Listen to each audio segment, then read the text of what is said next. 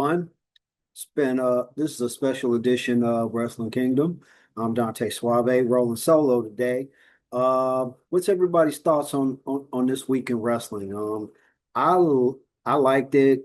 A lot of it was predictable. I'll go into the parts that I felt like were predictable. Due to the fact that I'm rolling solo today, this will be a shorter episode. And but I will try to keep it just as entertaining as it is when it's me and Miss Tasha Jones. And with that, let's get started. So, um, so Raw started and Gunther interrupts Cole and Graves's tribute to AJ, you know, angry that they're celebrating a loser. Now, anybody that's really been following the career of AJ Styles, you know that when it comes to AJ, what you're dealing with is a lot of things. Yes, he has some losses, but doesn't necessarily make him a loser, right? Kind of like, in my personal opinion, kind of like the poker tournament. I've always said and I do actually want to kind of want to do it. I would love to get me a sponsor, get into the tournament, and just hear them say like, "Hey, Dante's going out a loser with $575,000. He'll be back tomorrow."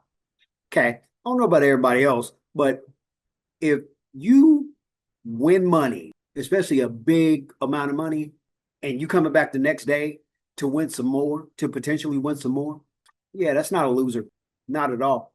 Not even remotely close to a loser. I don't know how somebody can fix their face to say that that's a loser. That person is a lot of things, not a loser. But, Gunther is who he is. Starting to wonder if he's hurt though, because he's been doing more talking and than wrestling and overall being seen. Whatever's going on, for the most part, I hope he's okay. Because I love his character. I love his matches. Except for the John Cena one.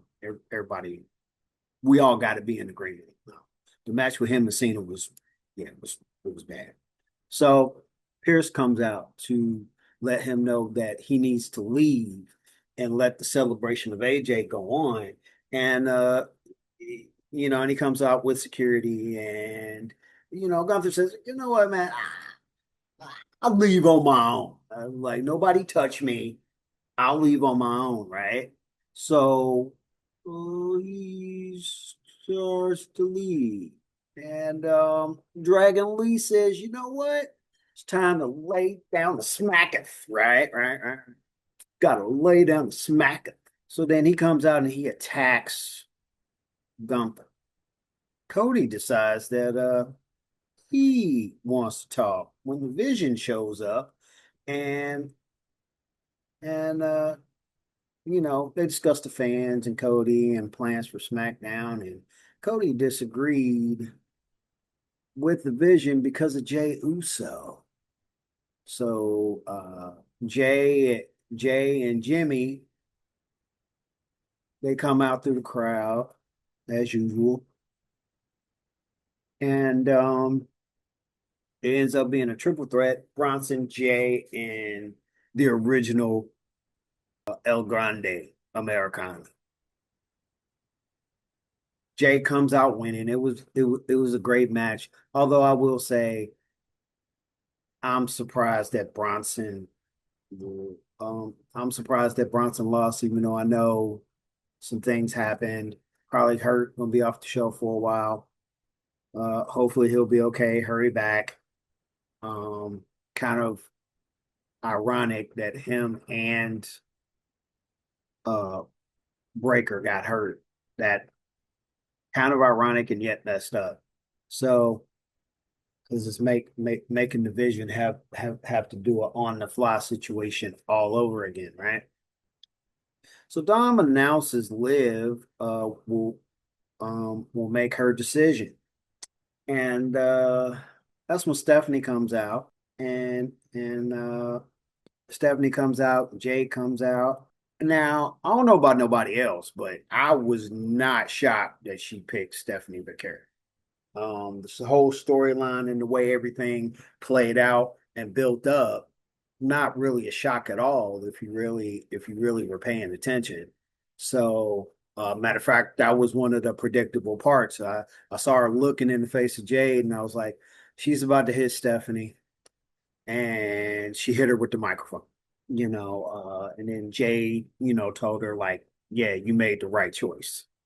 She obviously mercilessly attacked Stephanie Vaquer, and that match is going to be interesting. I'm definitely interested to see how that whole dynamic is going to play out, mostly with the storyline. I know that Liv can wrestle, and I know that Stephanie is going to do her thing. So that part I'm not too worried about. I am kind of worried about the storyline, especially seeing that in terms of nothing against anybody that doesn't speak English. That's like the one part where it gets kind of dicey, especially if you're not gonna at least have subtitles. The people that say like hey, if you're gonna be here, speak English. I think that's disrespectful. But again, they kind of have a point. It's like, well, I don't speak Spanish, so what are you saying? You want me to fully buy into the character and everything? Um, I gotta at least have an idea of like so I could get emotionally involved in it. You know, what are you saying? So, but I also understand that there's a better way to do it. So obviously, if they don't speak Spanish, give me subtitles. That way, I can see what she's saying, and I can get just as invested in it as the people that do speak Spanish and understand every word of what was said. So, that's just my personal opinion. Again, I've gone to um, weddings and celebrations, um, and not a lick of English was spoken. So it's not. I'm not one of those people that's like if you're going to be here, speak the language. No, you can be here. You don't have to speak the language. Just like I would like to go to Italy. I don't speak Italian. I was working on it once upon a time, but bottom line, I don't speak it. I don't speak it. I don't speak it. So yeah. But anyway, Javon and Offset are in the back talking when New Day comes up and they're offended because they were fans of Offset and they want to know why he's hanging out with Javon instead of coming to talk to them. And Offset let him know like, hey, I'm Offset. I do what I want, and you know, y'all need to be easy on my boy Javon. So obviously, New Day got offended. I love these little scenarios as long as after what happened with Cody, they don't they're more careful about who they pull in to interact with the wrestlers. So because I feel like if you're gonna pull somebody in, make sure that they can handle the responsibility of the situation. That way, no, even if it was an accident, question is how avoidable could it have been? I heard some rumors of some things that went down with that, which we're not gonna go into today. Because I would like to revisit and make sure that I have all the details right in my head. Obviously, me and Tasha had them right at the time, but some time has obviously passed since that time, right? So, Natty takes on Maxine. I was not surprised that this was the scenario, but now I need to know this. Where is this going to go? How is this going to end up? Is this going to help or bury Maxine? Because anybody that's been paying attention to my show, you know how I feel about Maxine. She is she's she's beautiful. Um she's definitely gotten better with her wrestling. Um I still have a hard time really buying into her when she gets angry. But um, that doesn't mean that, she doesn't, you know, deserve her spot and everything that she's worked hard. You can see the work. It's coming along. So it is what it is. Uh, Natty, I want to know what all this is going to do for Natty. Is this going to put her um is she going to end up one on one against AJ, and is she going to be the one to take the belt from AJ? Whether it be the Intercontinental belt or she gonna go for a world title. I feel like she should be going for both. She's been around for a long time, and she hasn't had as many title reigns as her length of time with the company would deserve. So, right now, for that, uh, Raquel and Liv are excited, about Stephanie and Raquel's match. And then Dom tells JD and Finn that he's not happy that they weren't there for him during their match last week. And Finn's like, you know, you said you can handle it on your own, so let you handle it on your own.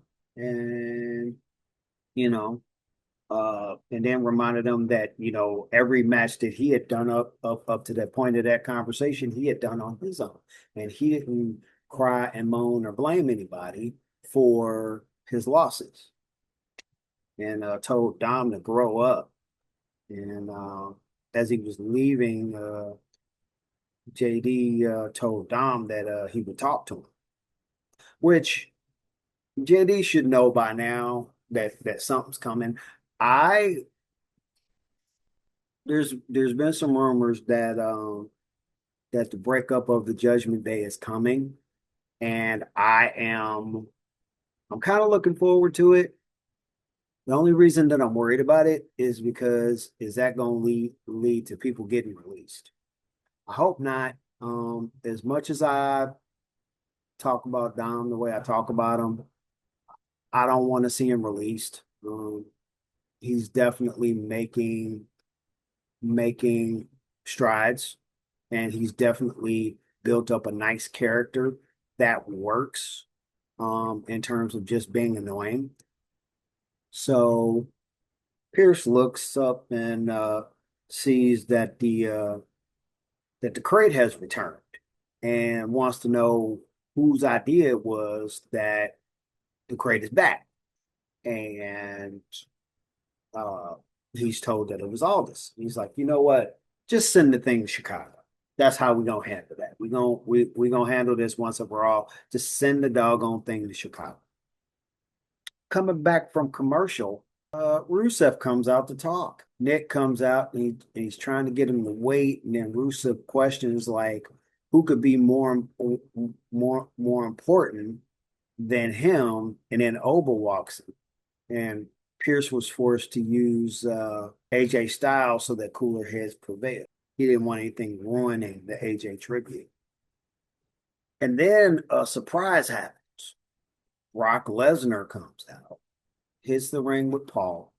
Then he's on a hunt for a match. Wants wants to know like who's going to be bold enough to take on the great Brock Lesnar. Who, I mean, I kind of look at his reign the same way I look at Roman's. It was cool for what it was, but it wasn't as great as people are painting it. So that was to me. So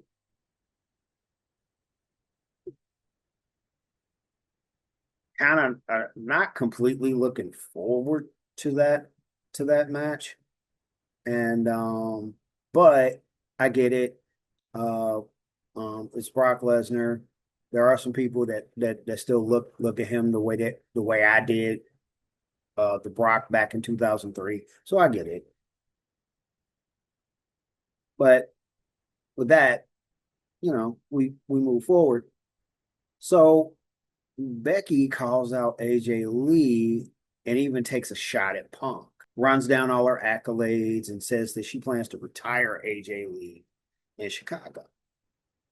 And just AJ being AJ, she just was not, was like, yeah, no, what you're gonna do is you're gonna go to Chicago and you're not gonna know what to do because I'm gonna be the new champion. Now, that earlier conversation between New Day and Kofi and Offset led to a match between Javon and Kofi.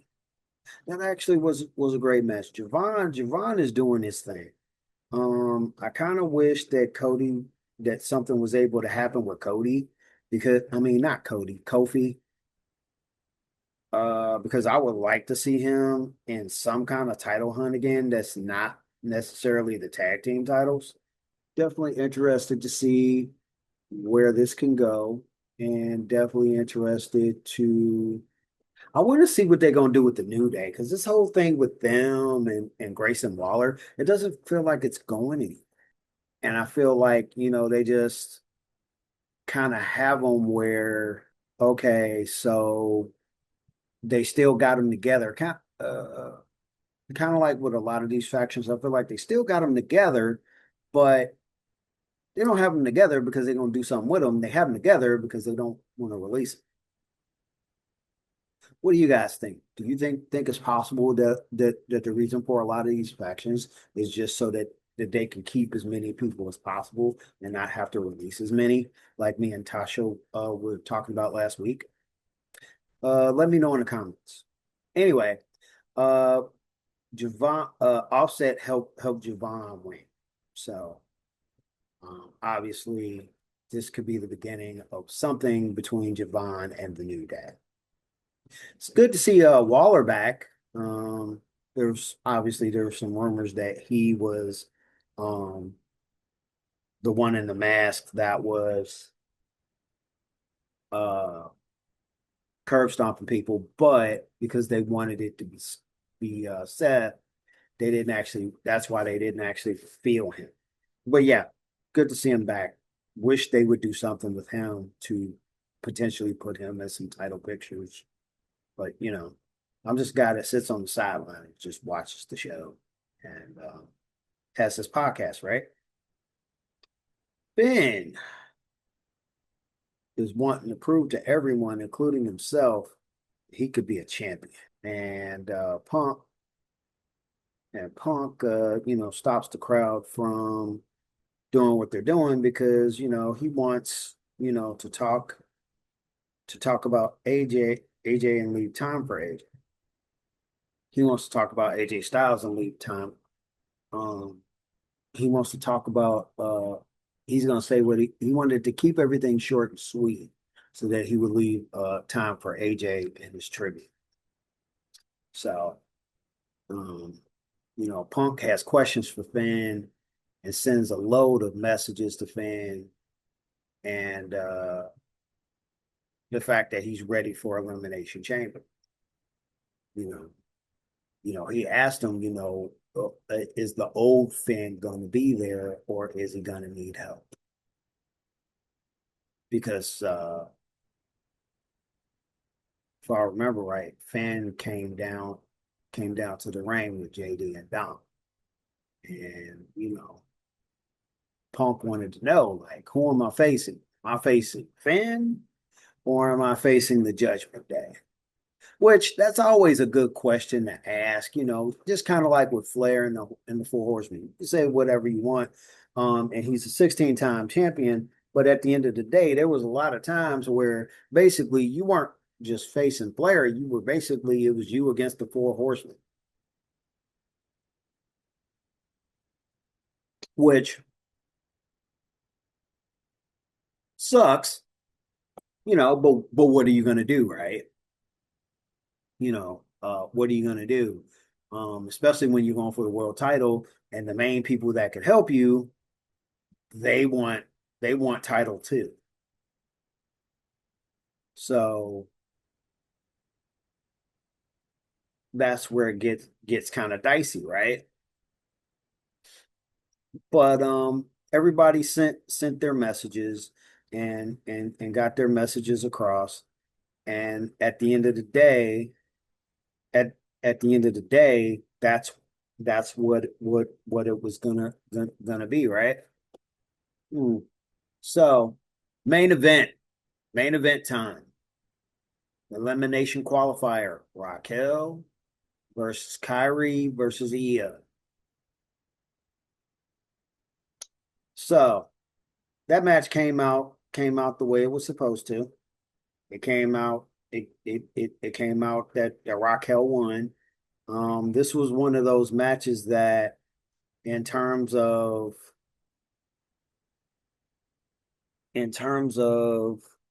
like who was a winner, it's like, are you really? I wasn't really shocked that they won. That Raquel won. She had the size, she had the power, and she was getting double teamed by people that didn't have anything close to the same thing, right? Although there was, you could definitely tell that there was some that she wasn't used to taking on. I felt like Raquel was not used to taking on people smaller than her and not having to put herself in a position where she had to do like um, uh, lucha moves. But it just everything just felt off about that match. And anybody that watched that match understands what I mean. So, but overall, Raw definitely was entertaining. Definitely had its points where it was like, meh. Um, but for the most part, you know, definitely a wonderful watch. And that leads us to NXT. Mm. Ha ha ha ha ha. La la la la. Me, me, me, me, me, me, me. Oh, NXT. So, Robbie E starts the night off announcing all the matches that are happening. And including the NXT Tag Championship match between Vanity Project and Dark State. Now, even though they were still outnumbered, gotta say, Vanity Project held their own. Definitely made it entertaining. But of course, anybody that watched the show, you know how it ended. It ended with one Tony D coming in at the right time and helping the Vanity Project win. The enemy of my enemy is my friend. But Vanity Project, Dark State, definitely put on a good match. They the chemistry was definitely there. I was definitely I they definitely kept me wondering because I'm always wondering. I'll make a lot of predictions of like who's gonna win what. That particular situation, with me knowing that Tony D was gonna come out, I was totally not shocked that Vanity Project won the belts. So because this is setting up potentially the breakup of Dark State. Tell me in the comments, would you be okay with Dark State breaking up, or do you want them to stay together? Now, Miles does an interview about the North American Championship, and he just wants to shut Ethan up. That's basically what he wants to do. He's sick and tired of being doubted, and this is his opportunity, and he's gonna take it.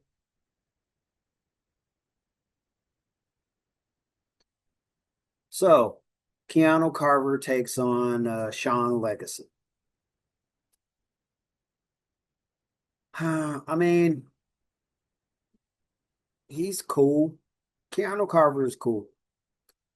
Uh, but his character bores me because of his personality. Just it it bores me.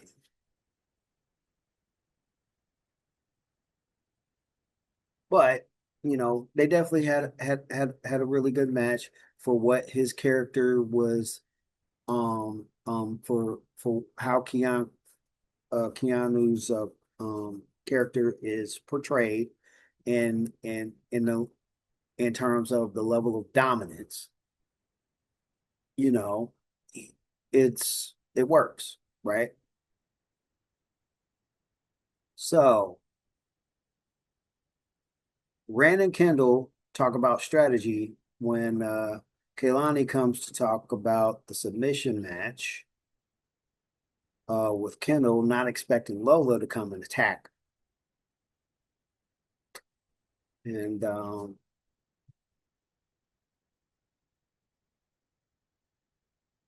I'm kind of wondering if they're going to let uh, Lola, get to the NXT championship. She's gotten close. She's been there. Kalani's cool. She's definitely talented, but the question is will she ever get over enough to lead her to a title, right? Now, now obviously Rand and Kendall, they're doing a lot of things between Evolve and NXT. They're making things happen. Definitely like the way Rand is progressing. She definitely deserves it. She's been doing her thing. And that leads us to the Speed Triple Threat Championship match. I gotta say, I was definitely shocked at the outcome. The way they seem to be pushing Eli Knight, the fact that Elio ended up winning, um, that definitely surprised me. Not a surprise that they took a belt off of Jasper Troy because uh, he bores me even more than Keanu uh, in terms of his development. I don't know if they're both going to need to go back down to evolve or what they're going to do with their characters, but uh, I'm just like, meh. So, Saints and Ethan, talk about, oh yeah, uh, Saints and Ethan talk about Ethan's ankle, and Saints talks about all his things that he's planning on doing, including beating Joe Hendry and becoming champion. And he wants not only himself to be champion, but he wants Ethan to still be champion. And then Vanity Project get get the titles, and then everybody and basically end up forming a little a clique of sorts that where everybody's champion. Remember Main Event Mafia? Like everybody in there held the title at one point, and that was a. I know not everybody gives TNA a lot of respect, but that actually was not that horrible of a time in TNA when they had the Main Event Mafia. They figured out ways to um, keep it entertaining. So Joe Hendry talks about his journey to NXT and becoming the NXT champion. I didn't know much about Joe Hendry. Eventually, I'm going to get around to getting my TNA app back, and then catching myself up on TNA. So But I will admit from what I saw of him uh on NXT and when he had his matches on SmackDown, his character grew on. I will admit that. So still kind of cheesy, but the way he gets the way he makes it work for me. So I can do cheesy, but you got to draw me in. Just like with parody movies. I don't necessarily watch every parody movie or everything that's considered a cult classic. Some examples: Don't Be a Menace while drinking your juice in the hood. Napoleon Dynamite. Never seen it at all. Never seen it. And I like the Wayans brothers, but there was just something about that one. I was just like, I kind of went, Miss Swan or the Van Cone lady. Yeah, you know what? I knew. Um, you know, channeled my inner Scar. No. But yeah, and he talked about his journey and basically thank the fans for all the support and whatnot. Damian Priest talks about his journey from NXT to the main roster. That was I kind of miss the old Damian. I kind of feel like the WWE did to him what they did to Baron Corbin. I'm gonna talk to Tasha about that on uh on tomorrow's show.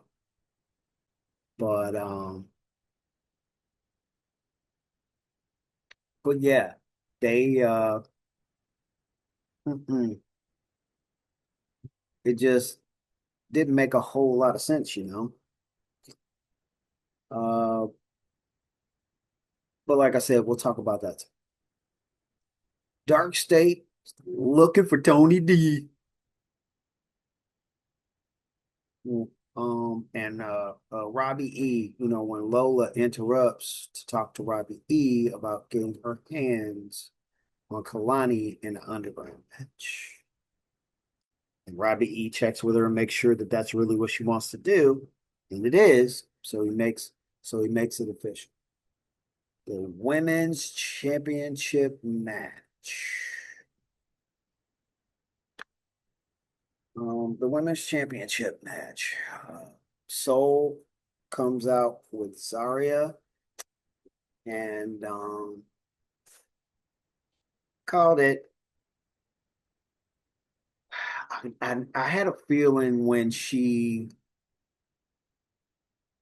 came out, she helped her. I went, no, no, no, no. She's about to turn on her.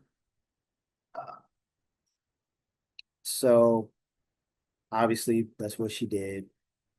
Ruined a perfectly great match, and then even after the match, Zarya attacked her again. I just I'm not always a fan. I'm not a fan actually of the outside interference. It actually annoys me.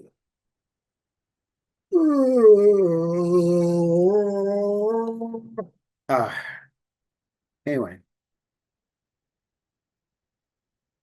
I'm not always a fan of the outside interference. I don't care if it's a heel. I don't care if it's now if the heels are already doing outside interference, I'll roll with it.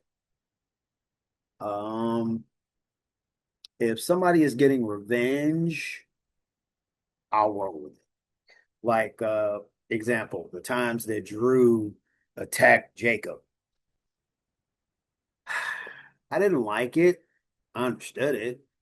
I mean, every time he looked up, Jake was stomping off in his behind. What do you do? Right?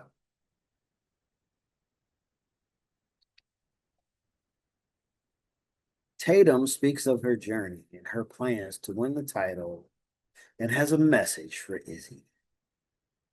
And Izzy goes for Tatum, goes to, goes to deliver a message back to Tatum when she's interrupted by Blake. And Blake takes on Thea Hale, and after a very painful going back and forth kind of match, uh, going forth kind of match, uh, Jada rears her ugly head on Blake Mineral because they're not done. And then Joe Hendry, they put another spot in where Joe Hendry talked more about his journey to the title and his plans of what he's going to do in NXT. Which leads us to the next match, which is Kale Dixon and Uriah Connors. Now, this whole situation with Chase U, um, I don't think that faction. That's definitely one of the only. They need to break that thing up permanently. I don't see the point of it um, at all. And it just I don't know what to do with Andre Chase. His character is just bleh, you know, just seems to be a big old pushover. And he ends up making the people associated with Chase U pushovers, which I just and they've had some pretty good wrestlers as a part of that faction, right? Well, that brings us to JC, who brags about being sold when Zarya comes up wanting a reward for helping her beat Soul. Jamie and JC denied the request, and Zarya let her know that if she don't get her title shot next week, she's getting laid out like she did Soul, which I believe made it to where the match was able to happen. Right, right, right. But we'll talk about that on tomorrow's episode, shall we?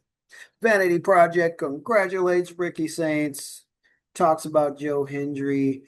Jackson talks strategy. Um, when Hank and Tank and Shiloh show up, and steering wheel leads to a brawl because Hank and Tank destroyed the Vanity Project's car.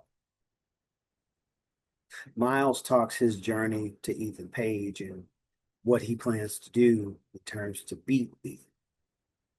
Robbie E talks about the night and matches that are going to go on next week when Izzy agrees to meet with Tatum face to face with a special stipulation that if Tatum lays a finger on her, she does not get her match. And Robbie E go rancid, though he was confused as to why.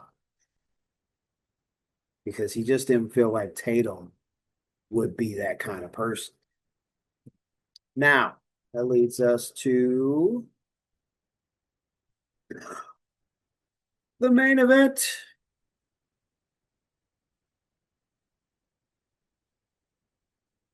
Leads us to the main event. The main event. The main event. Yeah. Ethan versus Miles. Great match. Fought hard. Ethan was Ethan. Ethan amazes me. Ethan is awesome. Ethan Page is an awesome dude. The way he takes belts, runs it for a while, acts like the biggest prick on the planet, and yet at the end of the day, he'll run it for a while, and then there's certain people he'll just acquiesce the belt and help them uh go up another level. This was an awesome match. I was expecting Miles to win, only by like something dirty, which technically there was a lot of dirty stuff going on during the match. So I guess I got what I wanted. But at the end of the day, NXT as a whole was great. Somewhat predictable in spots, but I've been watching wrestling since the days of Hulk Hogan in the 80s. So I mean, it's not shocking that some of the stuff is like predictable at that point, right? Yeah, yeah, yeah. Yeah, yeah, yeah, yeah, yeah, yeah, yeah. Yeah, yeah, yeah, yeah, yeah. On to Dynamite. Yeah. Oh, oh, oh, oh. Intercontinental Elimination. El Cleon versus John Moxley. Ha ha. They have an awesome match. John Moxley can literally, I feel like John Moxley can wrestle with anybody. It is amazing. It is absolutely awesome that he can literally get in the ring with anybody and it's going to be a great match. He doesn't necessarily have to change. He does figure out a way to adapt. Bottom line, he gets it done. I'm loving his current title reign. I'm hoping you do too. Let me know in the comments what you think. So Kenny is Swerve. They do a Kenny and Swerve build up when Prince Nana interrupts the show to introduce Swerve, who speaks to Kenny and the issues, um, and then issues him a warning, and then gives them a reminder of who Swerve yells. So he is the most dangerous man, which gets him called out by Swerve and speaks on them on his who also speaks on his match, and then he speaks on his match against Mark Davis later on that night. The OC versus Gabe Kidd, predictable. I basically this is one of them situations where uh like I say on the show normally, there are certain matches where it's just like I'll write the match out and I'll just go ahead and just put winner. I knew that Orange Cassidy was gonna get the brakes beat off of him by Gabe Kidd, and so he won. And then Clark Connors comes in and attacks, helps Gabe attack Orange Cassidy. When all of a sudden, here comes Darby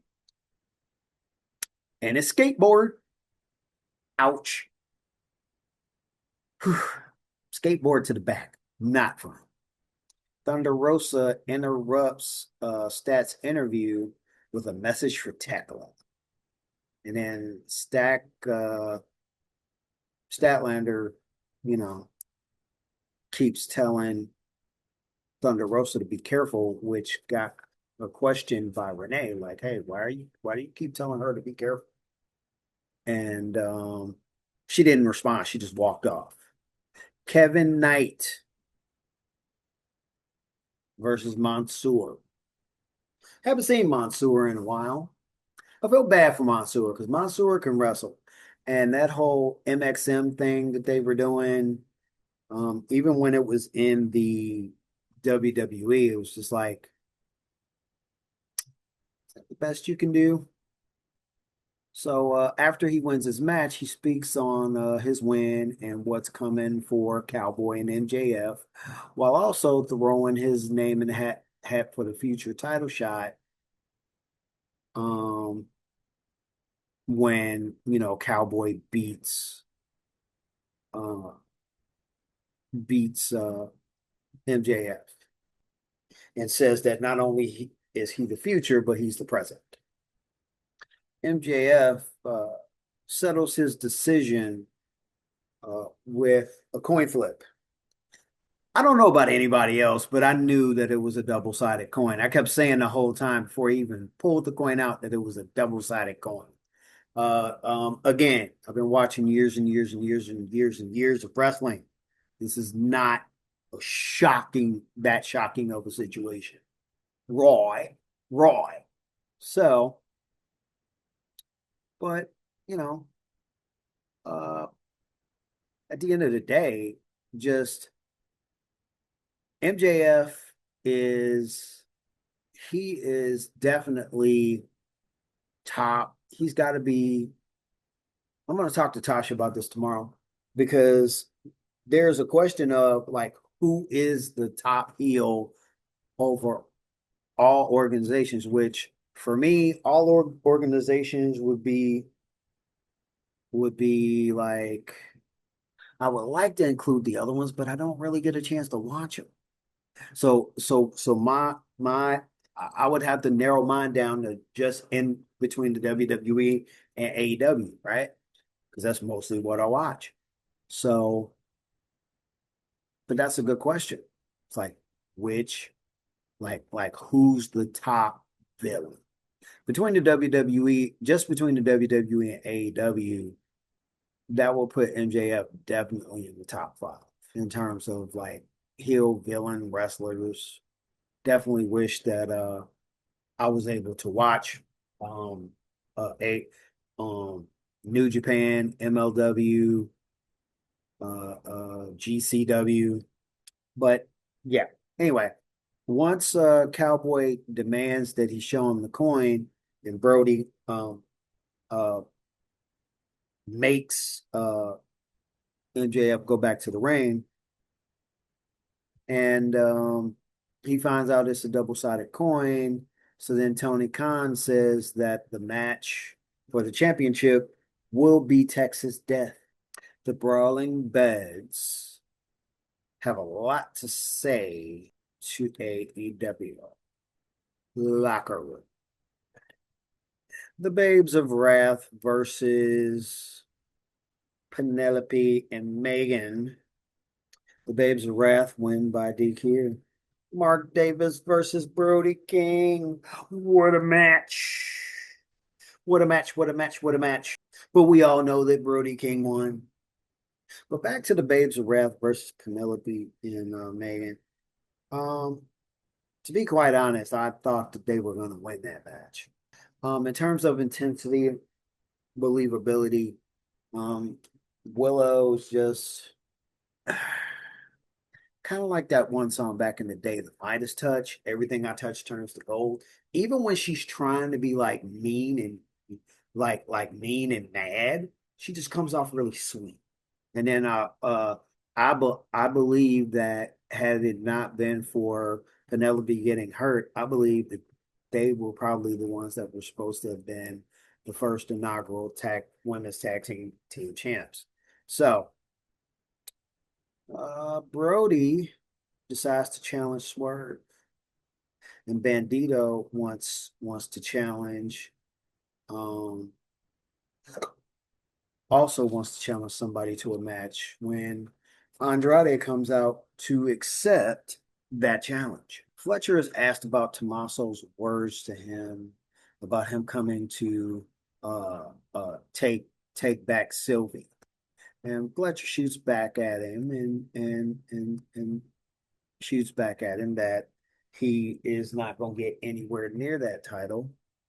And he's still going to remain the TBS TV champion. And then Okada comes out and gives him an offer, which Fletcher accepts. He's ready to be Proto Okada.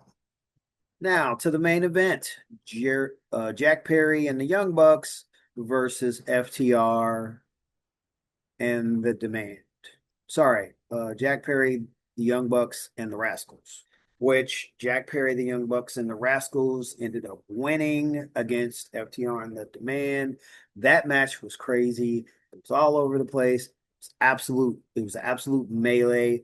It was the inmates running the asylum, but at the end of the day, that's what AEW does. They give you more often than not matches that you would love to watch over and over and over and over and over again. So, like I said, more often than not. Say 100%. I say more often than not. So. Ah, gotta get this moving. Gotta get it moving. Gotta keep it moving. Yeah. So, SmackDown. SmackDown show starts out by Jay being put in an ambulance, sparking speculation. When Drew decides to come to the ring and let everybody know, no, it was not me. Nick tells Drew to get his butt to his office and so that he can hurry up and get up out because he's got a whole bunch of people that wants to lay the smack down on his candy ass. Yes. Yes, I said it. That's right. Lay the smack it down. So Randy interrupted both to make his feelings felt, and then Trick expressed his plans for the chamber. When Javon came in interrupting, talking about his plans to become the youngest, the youngest world champion at WrestleMania to break Randy's record. Then LA Knight came out to let them all know, like, yeah, you're all wrong. And Trick came out to claim what he was going to do when LA decided that he had a question for Trick, and the melee began. They all got started, it all got funky, and it all ended with the RKO, leaving Cody and his friend Randy, the only one standing in the ring. Who knew that that was not going to do it? We'll talk about it tomorrow. Tiffany Stratton spoke of her plans to win the Elimination Chamber and main event WrestleMania when Asuka comes up to let Tiffany know that her time is over. Tiffany asked if she wanted to prove that tonight. Asuka said yes. And then she did her usual calling of Kyrie because Kyrie, after Asuka walked off, did not leave. And that leads us to the first match of the night. Solo versus Uncle Howdy. And I put under it, Uncle Howdy won and yet he lost. Here's what I meant.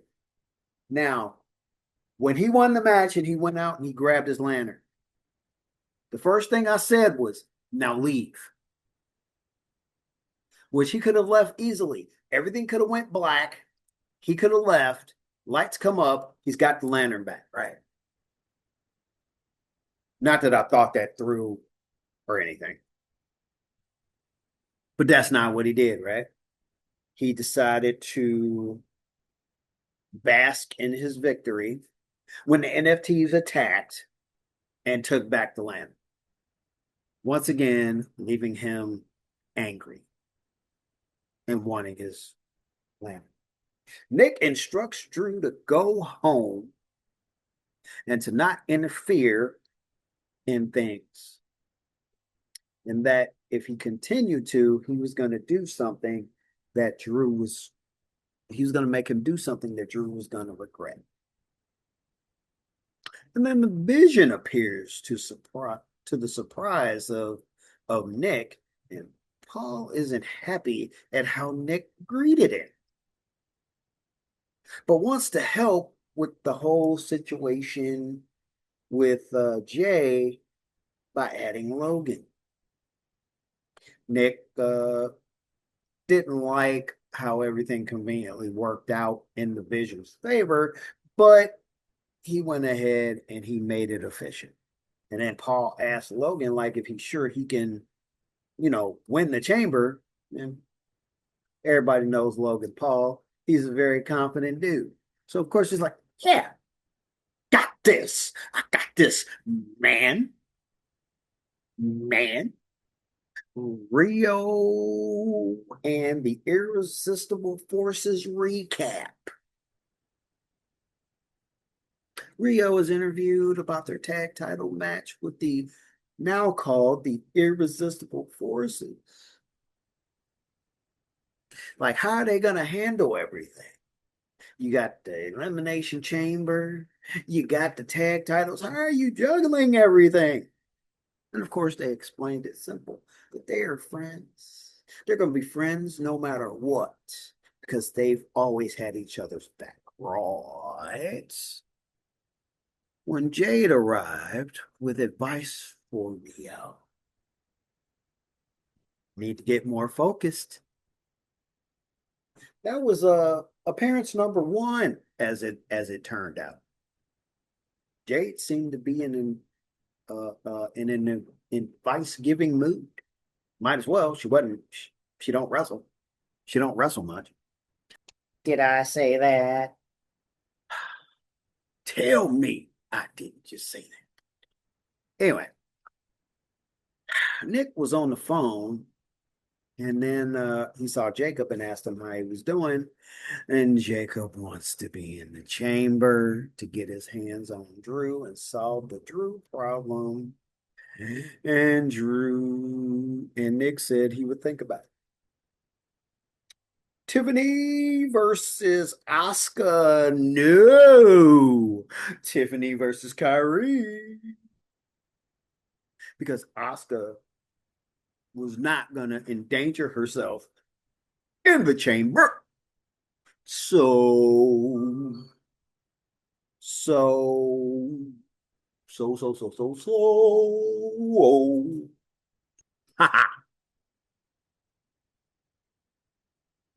Tiffany Stratton wins. And then Chelsea Green is Chelsea Green was ringside during the match, and she unfortunately um she got very caught up in the match and even had at one point a situation where she ended up um getting attacked.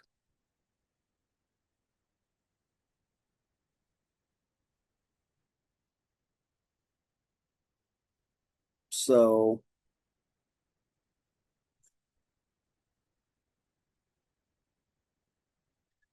Nick finds the vision in his office. Nick offers good news with a catch.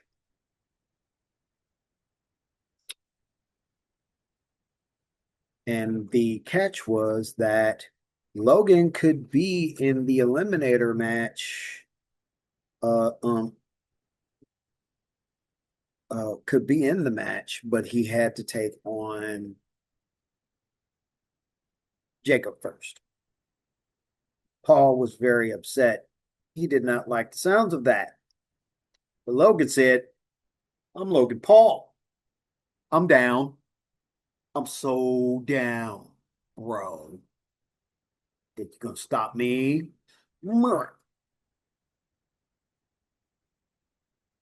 Miz tries to talk to Oba and tries to talk to Oba about the match and getting out of the match. They didn't need to face each other in this match.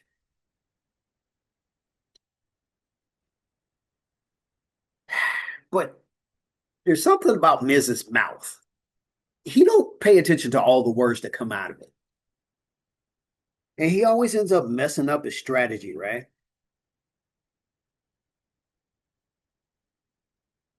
It's like, how do you do that? It's like you have a strategy and you completely screw it up. So, and that's what he did. He screwed it up. He had a strategy. There were certain things that that man said that I just knew. I'm like, oh yeah, shouldn't have. Oof. Nope, shouldn't have said that. Nope, shouldn't have said that either. And five, four, three, two, and boom. Miz has another loss because Oba put the whooping. Put the whooping. laid the smack down on his handy booty. So, Mello questions why Ilya is not dressed, and Ilya has got this thing where he wants to earn his he wants to earn his title shot, and he hasn't been winning lately. Granted, there's been some shenanigans, but bottom line, he hasn't won. So, uh,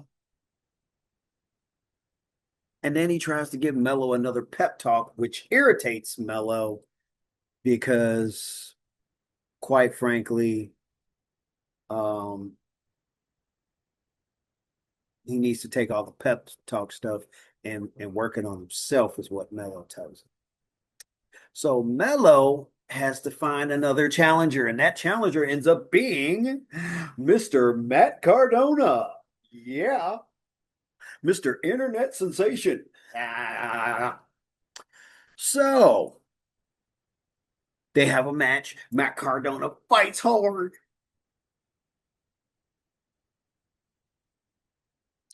but he loses. R-Truth.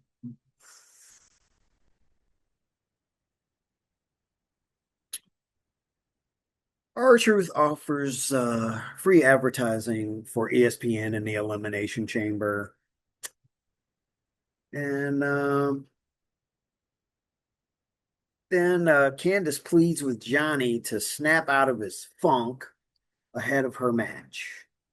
Kit Wilson shows up to let everybody know that it's just a whole bunch of everything's toxic, which gets some laughs.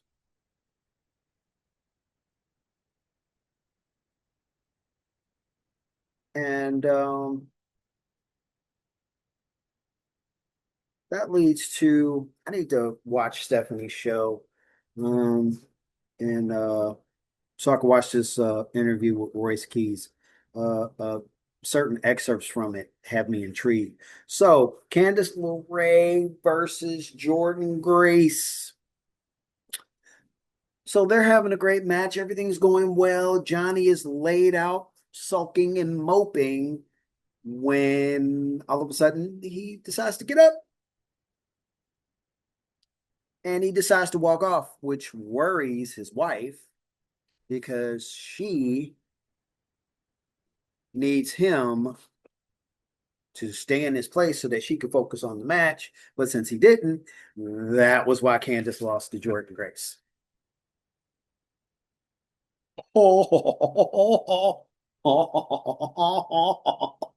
Yeah. So Raquel talks her and Liv's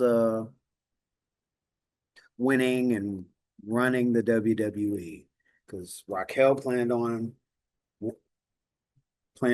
winning the chamber to get to WrestleMania, and then Liv plans on beating Stephanie Vaquer at WrestleMania.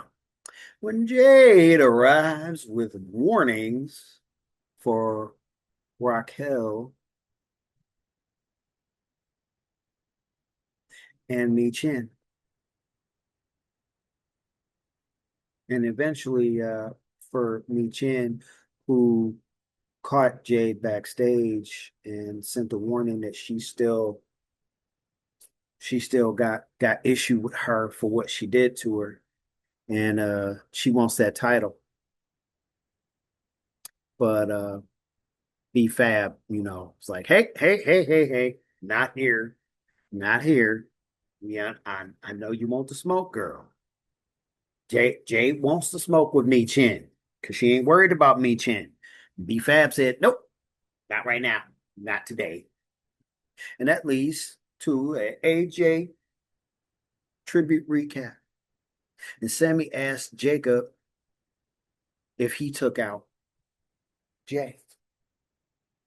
And Jacob reminds everybody how his match ended and how that the question should actually be if Sammy was the one that took out Jay. That sparked an apology from Sammy and some frustration. Ooh, women's tag titles, Rio versus the Irresistible Forces, who did win the titles. Charlotte still says that she's fine and that the Irresistible Forces being new champs is not bothering her. She's not in the chamber. That's not bothering her. Alexa knows better, and so does Kiana and Julia with a warning for Alexa about Charlotte, and Kiana explains that Julia's passion and wants for titles when Jade wishes them luck because Alexa kind of questioned um, Julia's recent tantrums. So Kiana explained all that out. I love these little moments between the wrestlers where they're taking barbs and taking shots and shooting barbs. It's all great and it's all great entertainment. And it shows their acting skills, which leads to acting roles, right? So everything has to start somewhere, right? So Solo is upset that the Wyatt Six attacked, and Nick reminded Solo of everything that had happened leading up to that and expressed wanting to do something about it and the lack of tag team defenses next week. Solo is excited about the opportunity.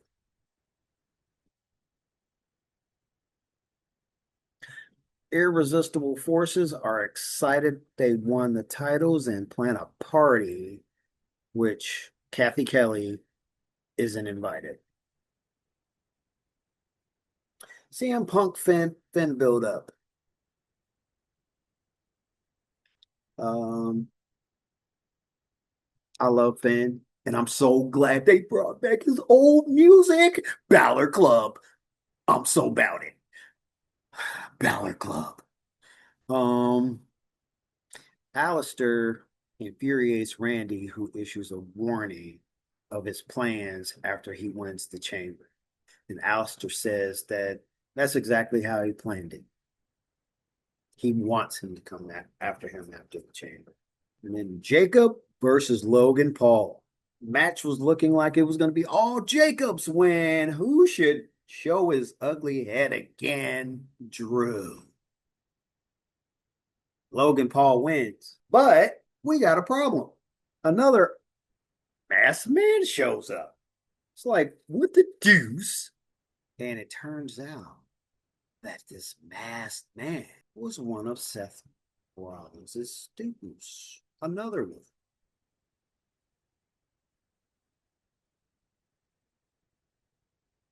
Okay. But Jake lost again because of Drew, which upset Nick again. Keep on upsetting Nick. Something's gonna happen there, Drew. Gee, I wonder what happened. So, collision. Almost to the end. Gotta speed this up a little bit. So things are coming. So MJF comes out. He is livid. He's like, no, I will not be in a Texas death match. Tony Khan, you will change this, and I will not leave the ring until you do. When Kevin Knight hits the ring, when he had a lot to say, I'm sorry. Look, when it comes to AEW and mic work, MJF is not going to like hearing me say this, but MJF is the CM Punk of AEW when it comes to mic work. You get in there, you're not going to be as good as him. Nothing you say is going to come off as as Barbie and lethal and cutting as him. It just that he's great. He's great. He's not just good, he's great. So yeah. Um, but Kevin Knight did come out and he did try. MJF let him know that things were not going to go well for him and on Dynamite in El Paso for the Triple B. Mark Briscoe talks to Tommaso Ciampa and Jay Lethal in the history between all three. Yes, there's a lot of history there, and I'm glad to say I was there to watch a, a a great deal of it. Not all of it, but a good deal of it. So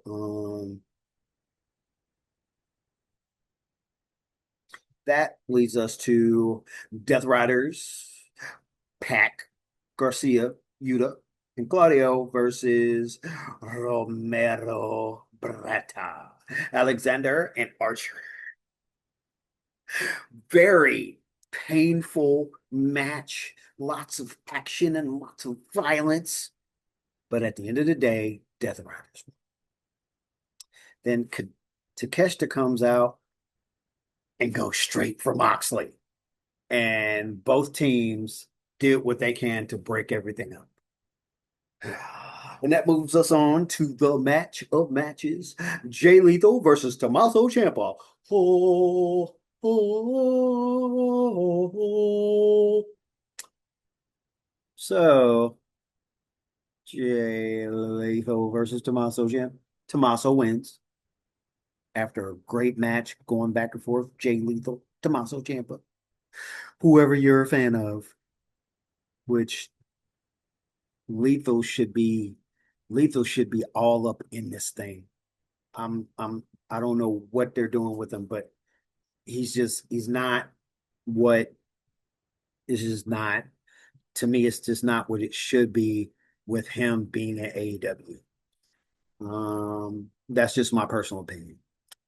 Tommaso sends a message to Fletcher that he's coming for Sylvie.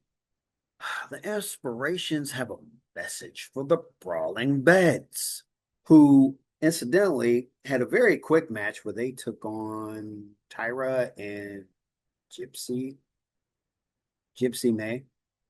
Yeah, that match, yeah, that started and ended really quick. It was did not take long at all. Then Private Party is speaking about they return and making their way back to those championships. Protocata versus Top Flight. Yeah. Another one of those predictable matches where you knew who was gonna win. So Kyle speaks of the greatness of him and Okada. Like as a tag team, they're unstoppable.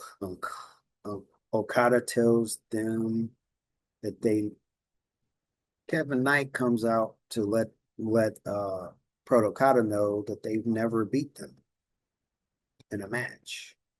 And Bailey wants a match with Fletcher for his title, and Kevin offers a match to Proto Okada for the trios title, and so they could pick one of 12,000 members of the Don Callis family. Now that was funny. Now that was funny. That was a good bar. That was great by Kevin Knight. That made me laugh. That definitely made me laugh. So Darby Allin isn't done with Gabe Kidd and Clark Connors and offers a match with him and Orange Cassidy, who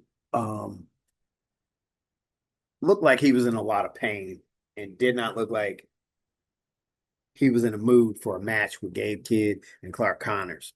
But he never backs down from a fight, even when he feels like he might lose. So Tony Storm takes on Zeta Steel.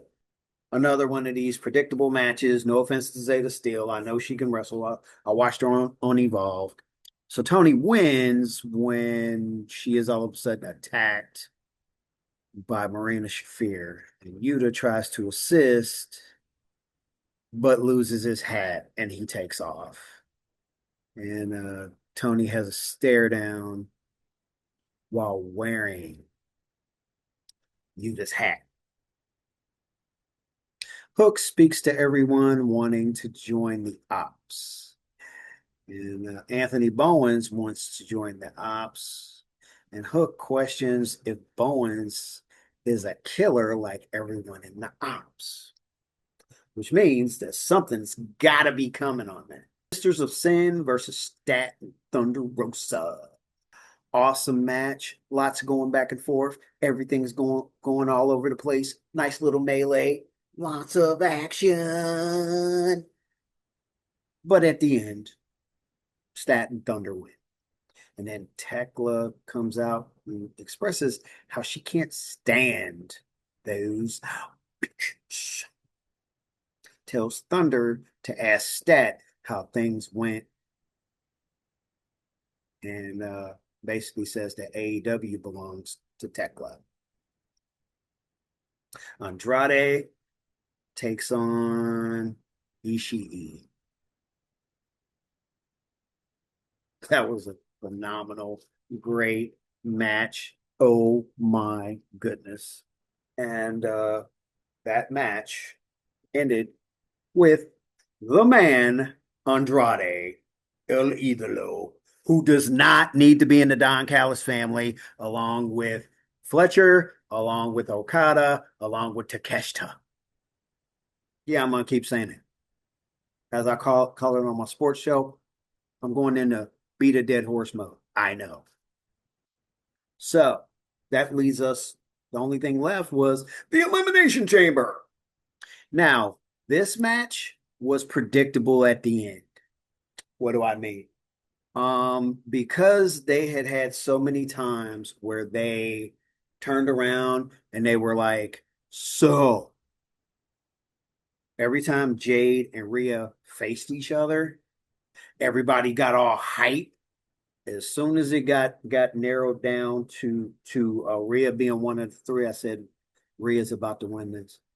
And that just goes to show that when you're watching these shows, how important it is to like pay attention to all the nuances, because you can figure things out. You can figure out who's going to win.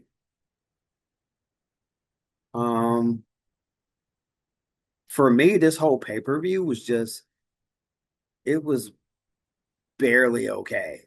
I felt like everything was kind of sluggish. It just, I don't know. It didn't feel right. You guys let me know how you felt about the Elimination Chamber in the comments. But we had an IC title, and what do you know? The women's IC title, Becky versus AJ Lee. And gee, I wonder who won. AJ. So AJ wins. I'm pretty sure I predicted this because it's a thing of letting the older generation wrestlers really cement their legacy and try to help themselves get into the Hall of Fame. Best way to do that? Why AJ wins. I just hope she's actually going to be around to defend her belt. So, and her having the belt may open the door to Natty getting the belt, possibly open the door to the Bella twins who just came back getting the belt. Heck, I wouldn't surprise if Trish decides she wants to do one more last run. And that leads us to Finn versus Balor. Finn versus Punk. Finn versus Balor. What the? I'm sure it's Finn versus Balor now because he lost that match, didn't he?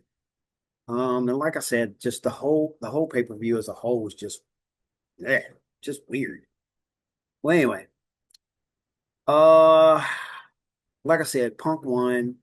They did the best they could to make it a great match. I just feel like Punk is just I don't know if he's not in shape enough or what, but everything just seems sluggish from his end. And um, but you let me know what you think in the comments. Now, that leads us to the crate. What or who was in the crate? I'm sure everybody heard their rumors of who it was, and turns out that the rumors were correct. The rumors were correct that it was Danhausen. I'm not sure what on God's green earth how this is gonna go, but they better figure out a way to make it entertaining. Um, God forbid that he ends up with our truth. Man. So that leads us to the last match of the night, which is good because it's just about time to wrap up because we know it's Saturday night and us wrestling fans know what it's almost time for. But anyway, now this one was another one which I again predicted. Um, it was a great match. Logan ended up getting rid of three people. But after he got rid of his third person, he got a special visitor. All of a sudden, masked men started showing up out of nowhere. And every time security thought that they had everything under control, something happened. There was a third man that they did not account for. And this third man ended up getting in the ring and attacking Logan Paul and hitting him with a curb stomp. And everybody started yelling the man's name. We now know who it was. It was Seth. I still want to know what's everybody going to do once Breaker and Bronson get back. What's his clique going to look like? Now Seth can have practically anybody tag with him, with it being just Logan and Austin Theory. But I still have a theory about Austin Theory. I still have a feeling that he's running with Seth. So that's my theory. But anyway, like I said, Seth attacked Logan Paul, and then Cody officially put him out. And that left everything down to Cody and Randy when all of a sudden, with his belt interfering again like he was told not to, Drew. So he nails Cody in the back of the head with the belt. Randy, not happy, attacks Drew and then leaves him for Cody. And then as Cody is getting up after he attacked Drew, Cody is hit with a RKO. And that is how the pay-per-view ended. Well, this has been another episode of United Kingdom. Can't believe how many episodes, man. Tomorrow it'll be 30. I thank everybody for taking the opportunity to watch my show. Until tomorrow, everybody, gotta go. Peace.